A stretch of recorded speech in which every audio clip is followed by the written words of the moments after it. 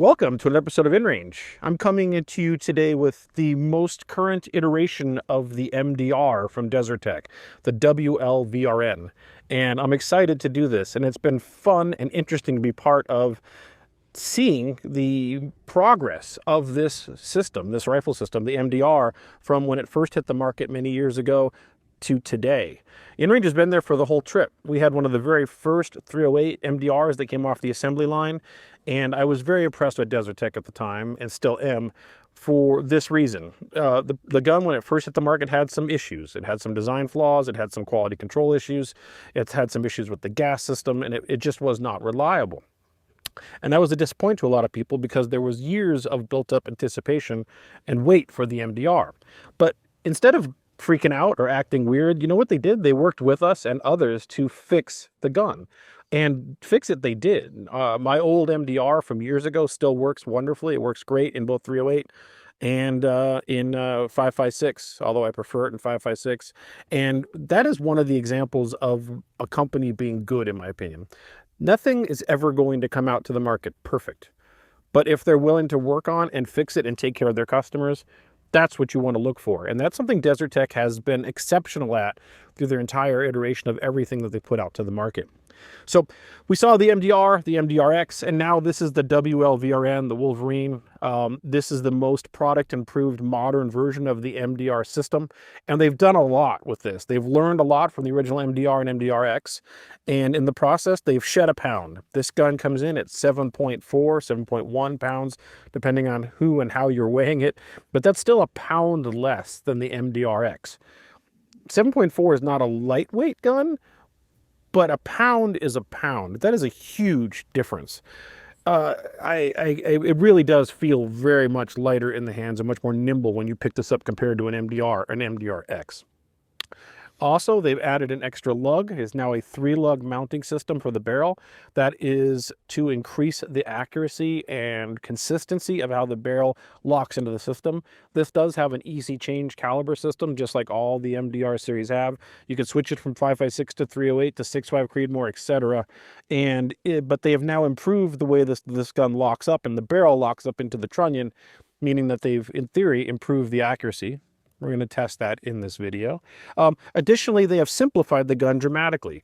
They've gone to a totally side eject system. The original forward eject plate has been done away with, and I can understand that. It was a cool idea, but it was extremely complex. And I got to tell you, almost every malfunction I had with the early MDR had something to do with that forward eject system.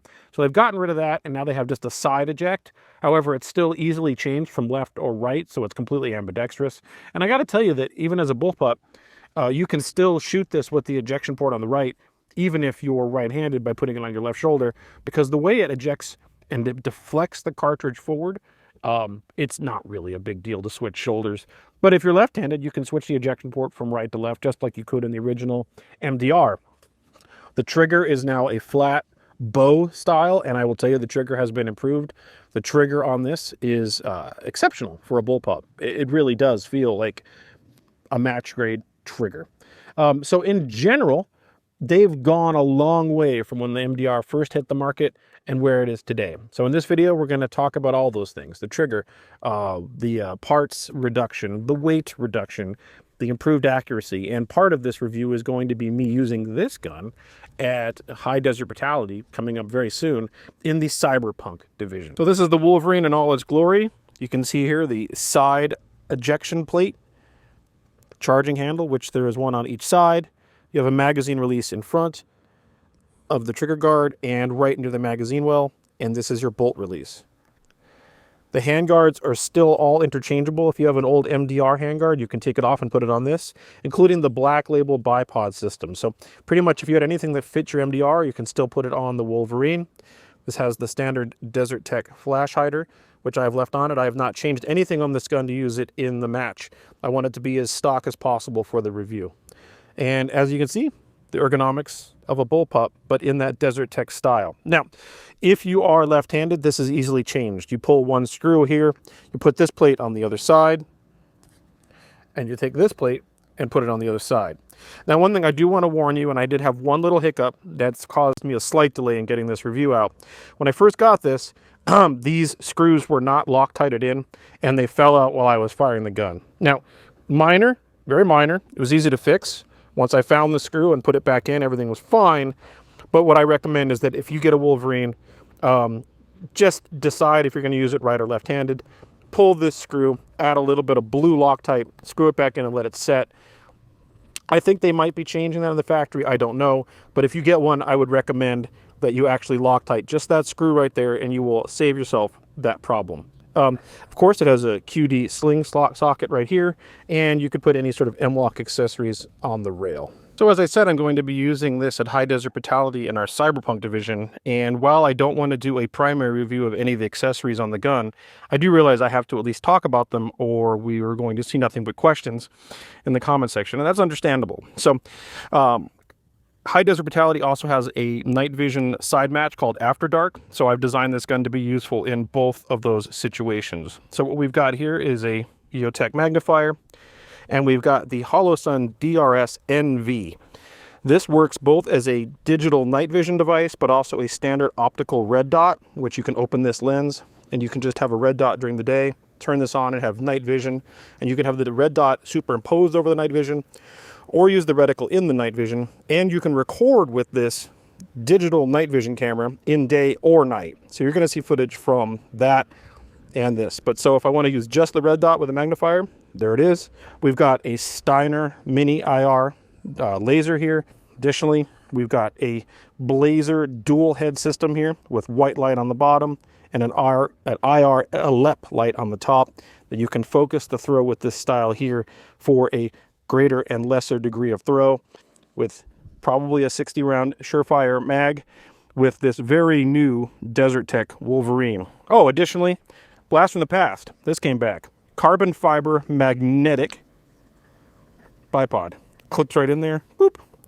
Comes right off because of a magnet. We talked about this on InRange before, had mixed reviews about it, but it works for this design because this is a bullpup and I don't want the bipod on there all the time, but I do want the ability to have a bipod. And also, a magnetically attached carbon fiber bipod is pretty cyberpunk. If you're already familiar with the MDR, this won't really be any different. But what you do is you take a cartridge, something like that, and knock out the takedown pins. One there, and one there. This one tends to be a tight fit. Let's see if we can get that out a little better.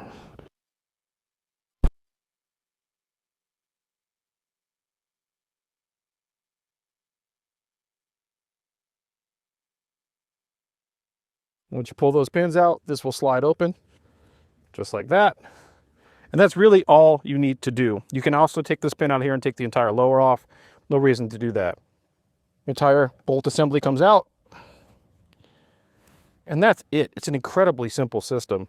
This is your recoil spring, your bolt, and your guide. And then you have access to the rear of the barrel for proper cleaning without destroying your crown, and access to the internals as well, should you need it. So to get everything back together, make sure the bolt's forward, line this up with the guide rails. It all just slides right back in. Once it's all there, close it up and just put your pins back in.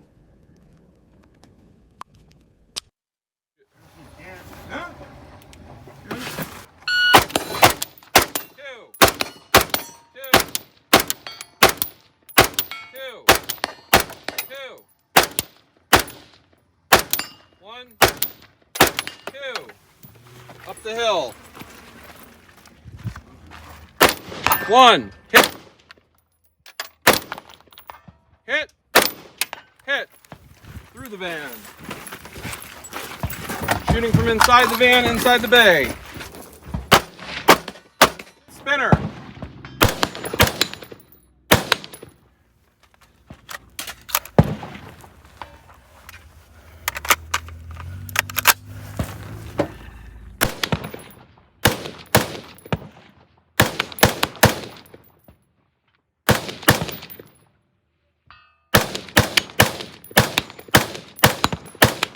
So both of us actually landed up using the Wolverine, or the WLVRN from Desert Tech, the improved MDRX, at the last high des brutality.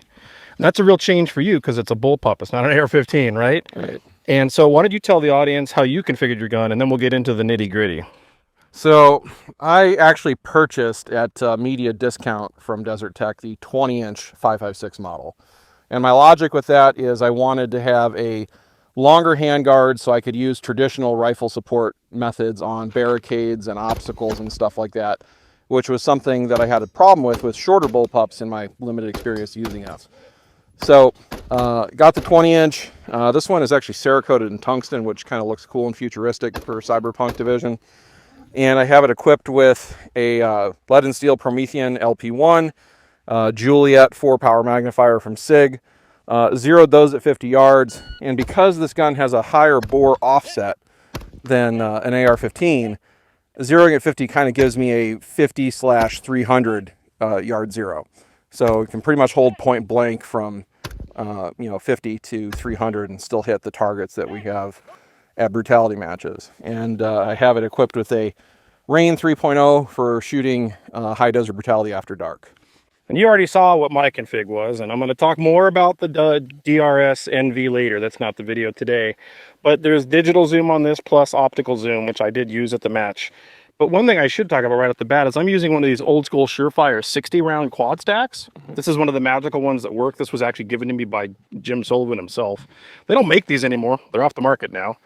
But you tried to use a D60, and with a bullpup, it really didn't work, right? Yeah, your wrist ends up sticking around out like that, and it's not very ergonomic. It's functional. It works. It looks cool.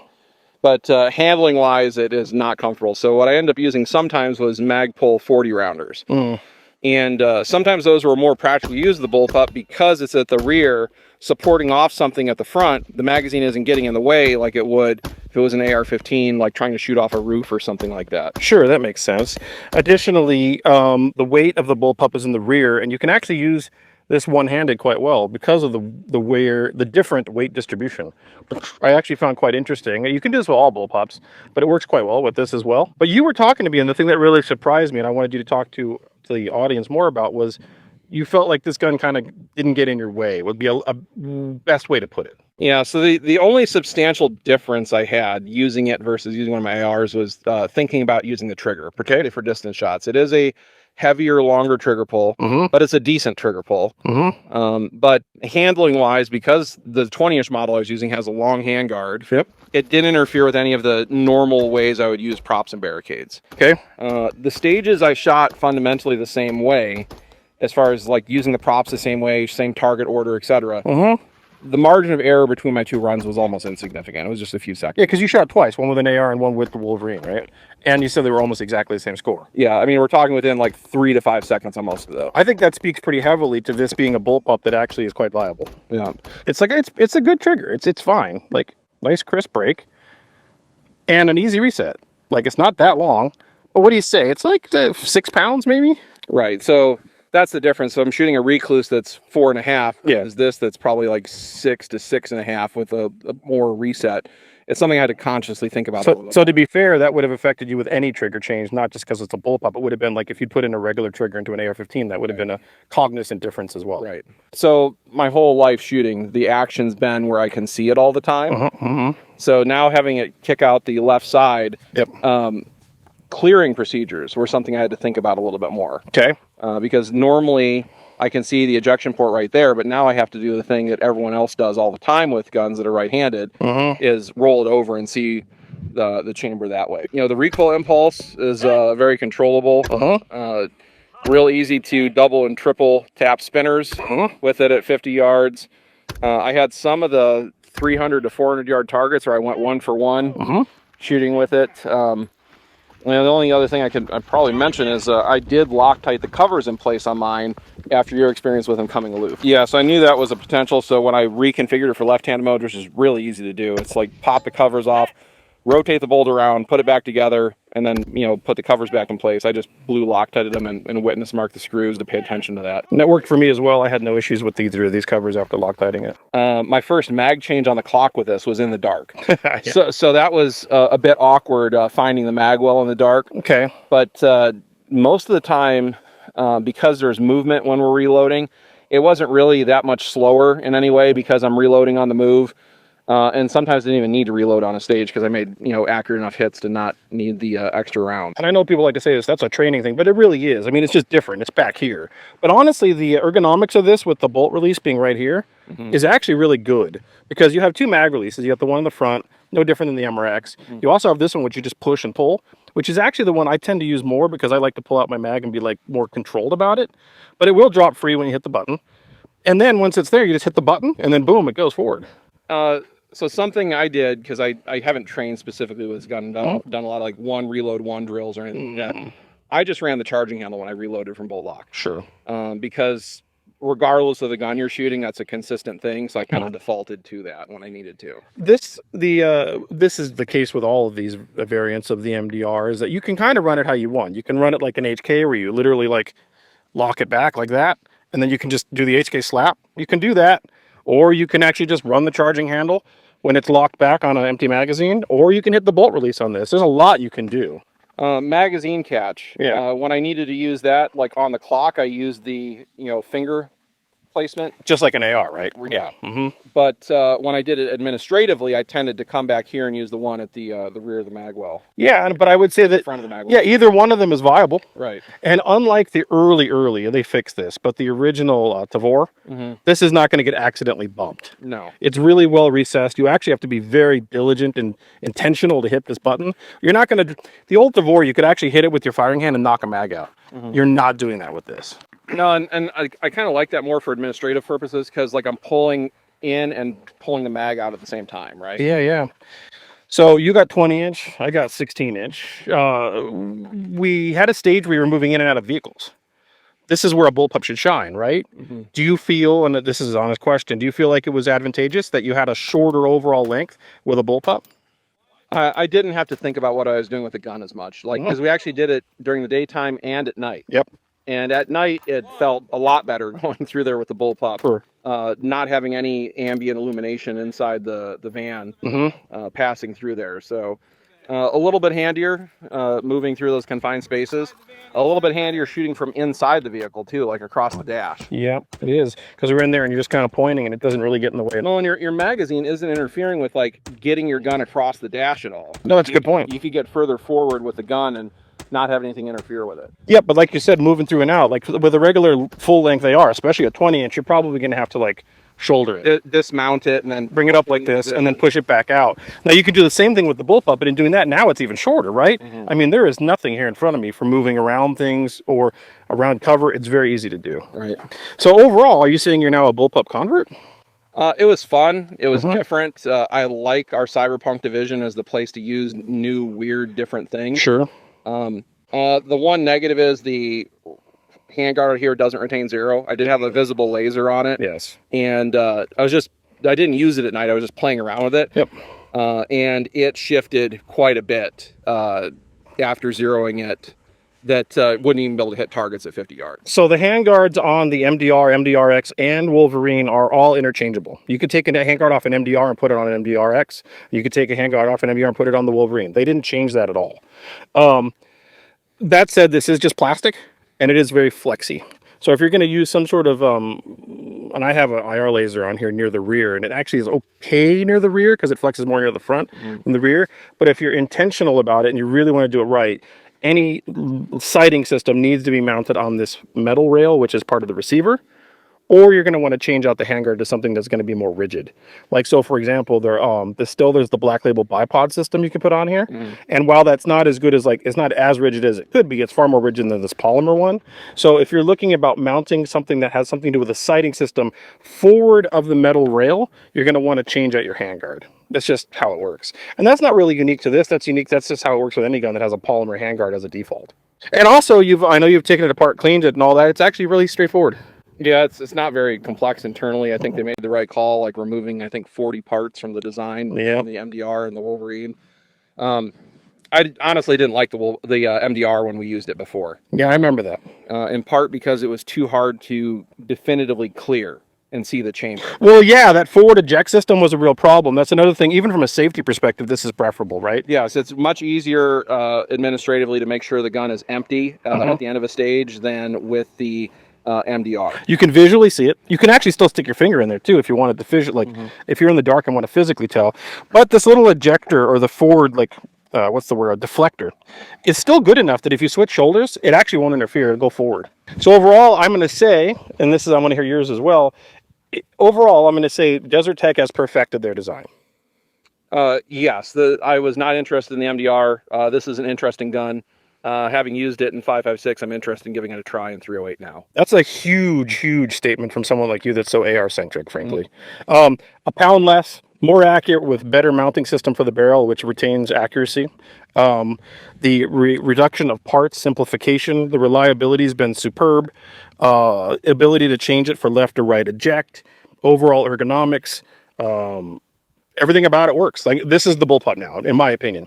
This and the VHS2 or the Hellion are the only two that I would care about at all, to be honest. I know that that's going to offend some AUG people.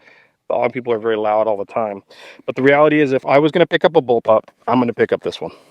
Yeah, I would agree. And like bringing up the AUG, for example, like I can't use all the traditional support techniques with that I can do with this. So like I don't have to think as hard about using this gun as I would using other bullpups like the AUG. One minor criticism I have is I wish the selector lever was bigger. Oh, you'd like something a little more purchase? A little more purchase, so it's a little bit easier to manipulate with gloves.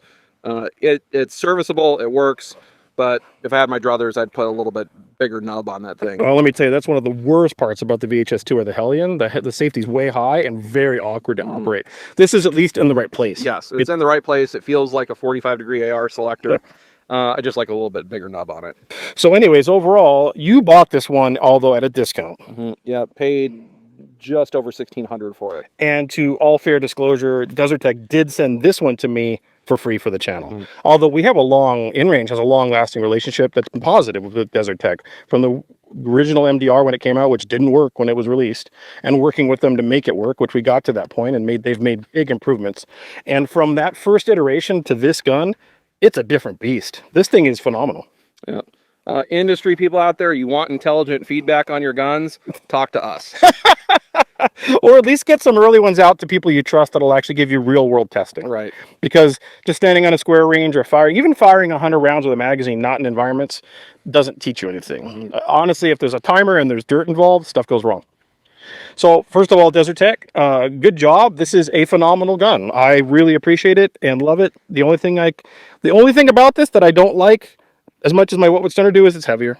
It is heavier. It's a couple pounds heavier than What Would Stoner Do. But I will tell you this right now. If this is sitting against the wall and my What Would Stoner Do is against the wall, I would consider them equal guns to one another in performance and function. That's me. And the What Would Stoner Do is my baby. So that's mine too. Yeah, I know. So I mean, to me, that's a really good recommendation. If you're looking for a bullpup, this is it. Yeah, I think like this category of firearm, right? Like particularly with the dollar value involved, it's like this is a premium gun. It is. For someone who already has like their basic gun needs met. And they're looking for something a little bit more advanced and futuristic to play with. Yeah, or if you're just dead set on a bullpup, this is the one. Yep. Right? So I could recommend this as your only gun. I think this is reliable enough to do that. So anyways, thank you, Desert Tech, for doing a good job. Thank you for supporting the channel by sending it to us. I disclosed that so you out there know. However, everything else in this video, the ammunition, the cost of all the equipment on here to actually shoot it, including this new whiz-bang optic, which you'll get another video about, and the sighting system and all the lasers and lights and all that stuff, that's because of people like you out in the audience. Patreon.com/InRange TV, which helped you acquire this one as well, right? So if you like this channel and want to support us and allow us to continue to do this sort of alternative voice and true, honest reviews with you, please consider supporting us. Patreon.com/InRange TV. And if you can't, we understand. Here's the other thing. Hit that little thumbs up thing, subscribe to the channel, hit the bell, which probably does nothing. Watch the video, and better than that, share with your friends because the algorithm is awful. Anyways, thanks for watching. Stay tuned for more.